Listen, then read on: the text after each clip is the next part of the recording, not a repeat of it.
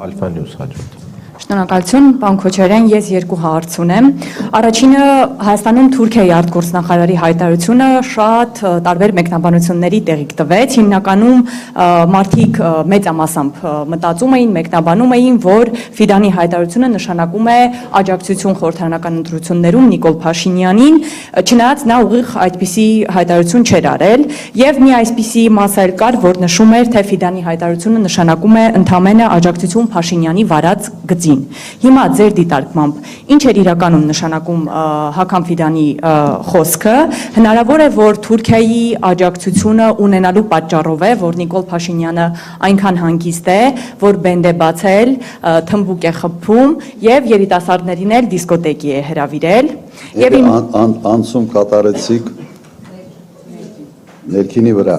Լավ, ես փորձեմ ինքս տարանջատել իրարից։ Միայն Ֆիդանը չի, դուք նայեք Կայա Կալասի հայտարարությունը։ Շատ ուղղակի աջակցություն են հայտնում հայո Նիկոլ Փաշինյանին։ Եվ չեմ կարծում, որ դա իրենց նախաձեռնությունն է։ Այդ նախաձեռնությունը գալիս է Հայաստանից, որովհետև այստեղից պատվիրակությունները գնում են այնտեղ եւ ասում են մենք այս արևմտյան գիծն ենք բռնել եւ Ռուսաստանը հիբրիդային պատերազմը մեր դեմ սկսելու նույնն է, ինչ անում էր Սաակաշվիլին, ես լավ եմ հիշում, իմ ժամանակը եղել։ Նույնն էր, սրում էր հարաբերությունները, հետո վազում Միացյալ Նահանգներ աջակցություն խնդրելու համար։ Նույն մոդելն է։ Դու փորձում ես սրված հարաբերություններում մեկի գիրկը մտնել, թե դու փորձում ես այդ հարաբերությունների, այսպես ասենք, ոչ է խաչման կետում, այլ փնտրել այն քայլերը, ընտրել այն քայլերը, որոնք քեզ բերում են ոչ թե բախման կետում, այլ այնտեղ, որտեղ համընկնում է շահել։ Մենք այդպես ենք վարում եւ դրա անունը դրել են կոմպլեմենտար քաղաքականություն։ Հիմա Հայաստանը անում է ճիշտ հակառակը։ Սրի հարաբերությունները եւ փորձի դրա դիմաց ինչ որ բան փոկել արևմուտքից։ Եվ սա լինելու է։ Հիմա ինչպես է ազդելու ներքաղաքականի վրա, որոշակի ազդեցություն կարծում ունենալու է։ Որոշակի ազդեցություն։ Բայց դուք պատկերացրեք, ընդդիմությունը ընդհանրապես հայտնել է անհավասար պայմաններում այդ տեսանկյունից, որովհետեւ նույն Ռուսաստանը ինքը նման կարգի հայտարարություններ չի անում, այդ մշակույթը չկա, չինացիք չեն անում։ Չինացիք համարում են, որ չպետք է խառնվեն ներքաղաքական հարցերին։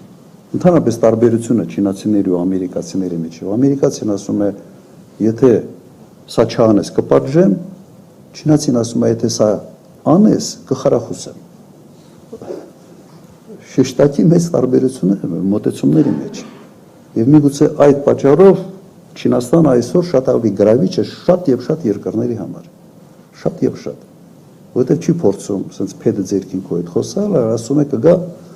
նավահանգիստ կկառուցեմ, երկաթուղի կկառուցեմ եւ այլ։ Դու ուղղակի իմ շահերս հարգի։ Հայաստանը չգիտեմ ինչ նպատակներով մտնում է այն կոնտեքստի մեջ, որտեղ անպայման պետք է լինի հակասություն, որտեղ անպայման մեկի հետ հարաբերությունները դու պետք է կառուցես մյուսի հետ հարաբերությունների փչացման արդյունքում։ Սա նորմալ չի փոքր երկրի համար։ Սա նորմալ չի։ Երևի այսքանը։ Դուք Թուրքիայի արտգործնախարարի հայտարարությունը ինչպես եք հասկացել։ Ես հասկանում եմ աջակցություն այս քաղաքականությանը եւ ընդհանրապես ուղիղ աջակցություն Նիկոլ Փաշինյանին։ Սա ուրիշ ձևի չես էլ կարող հասկանալ։ Հիմա ինքը կարող է դիվանագիտական լեզվով, կարող է ինքը այնպես ասել, որ հնարավորություն ունենան ասել, չէ, մենք իրեն չենք աջակցում, մենք քաղաքականություն ենք աջակցում։ Այս քաղաքականությունը կապված է միայն Նիկոլ Փաշինյանի անվան հետ։ Ինչ տարբերություն։ Իդեպ ես ձեզ հիշացնեմ մեկ ուրիշ բան։ 18-ից 20 թվականը այնպիսի հակաթուրքական հայտարարություններ էր անում Նիկոլ Փաշինյանը, որ ոչ մի Հայաստանի ղեկավար չէր անում, չի արել։ Ես ձեզ հիշեցնեմ եւս մի հանգամանք։ Այն ժամանակ բավական սրվել էր հարաբերությունները Մակրոն-Էրդողան։ Հիշում եք, թե չեք հիշում։ Բավական սրված էր։ Եվ Մակրոնը փորձում էր ոչ ֆորմալ դաշինք ձևավորի հակաթուրքական։ Շատ ակտիվ այդ հարցը քննարկում էին Հունաստանի հետ, Կիպրոսի հետ, Եգիպտոսի հետ եւ Իսրայելի հետ։ Իսրայելի հարաբերությունները ևս շատ սրված էր Թուրքիայի հետ։ Եվ այն ժամանակ Հայաստանը միացել է այդ ոչ ֆորմալ կոալիցիայի ձևավորմանը։ Միացել է այդ խոսույթին։ Ես 10 տարի նախագահության ժամանակ երբեք հակաթուրքական հայտարարություն չեմ արել։ Հարևան երկիրն է։ Դուք պատկերացրեք, ես սկսեի խոսալ Քուրդիստանի ստեղծման մասին։ Սա հիմարություն կլներ, որովհետեւ հարված է տա կդնի Հայաստանի Հանրապետություն։ Եվ ոչ մի նախագահ այդպիսի բան չի արել։ Ինքը մտավ այդ պատմության մեջ։ Մակրոնը երևի խրախուսեց, Մակրոնն էլ շաբաթը 2 անգամ կարծիք ա փոխում։ Այս մեկն էլ նախելքին ընկավ, մտավ այդ պատմության մեջ եւ այնպես արեց, որ նաեւ սա էր պատճառներից մեկը, որ Ադրբեջանը բայրակտարներ ստացավ եւ 20 թվականի պատերազմում Թուրքիան բացահայտ անթակույց կանգնեց Ադրբեջանի կողքին։ Պատճառներից մեկն է։ Ասի քյուրփա հալոտ, ինչ ես մտնում այդ հարաբերությունների արանք էլի։ Թե Մակրոնը ինչ որ դուր գա։ Որ Մակրոնը համբուրի, սենց ուսին սենց խփի,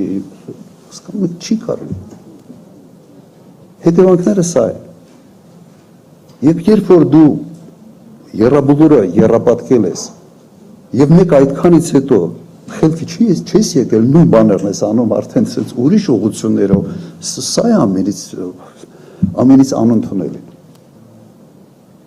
Բայց սա այն է, ինչ կատարում է Հայաստանում այսօր։ Մոռացել եք, չէ՞ հաստատ այդ ժամանակահատվածը 18-20 թվական։ Տեսնում եմ, ձեր աչքերով տեսնում եմ, որ մոռացել եք, բայց այդպես է եղել։ Եվ երկրորդ հարցն էլ հնչեցնեմ, երեկ Երևանում 147-րդ դպրոցում բացվեց Արցախի հերոս Ռոբերտ Աբաջյանի արձանը, Alpha News-ի խմբագիրը Տիգրան Քոչարյանը Facebook-ում մի գրառում էր արել, ընդգծելով, արձանագրելով, որ սոցցանցերում այդ իրադարձությունը լայն տարածում է ստացել, բավականին շատ դիտումներ, հավանումներ, արդյոք սա ցույց է եւ արդյոք սա նշանակում է, որ ժողովրդի մի ստվար հատված չի ընդունում, համաձայն չէ Փաշինյանի զիջողական քաղաքականության հետ եւ կարծում է, որ ամեն ինչ կորած չէ եւ հույս է փայփայում, որ ինչ որ մի օր մենք մեր մեջ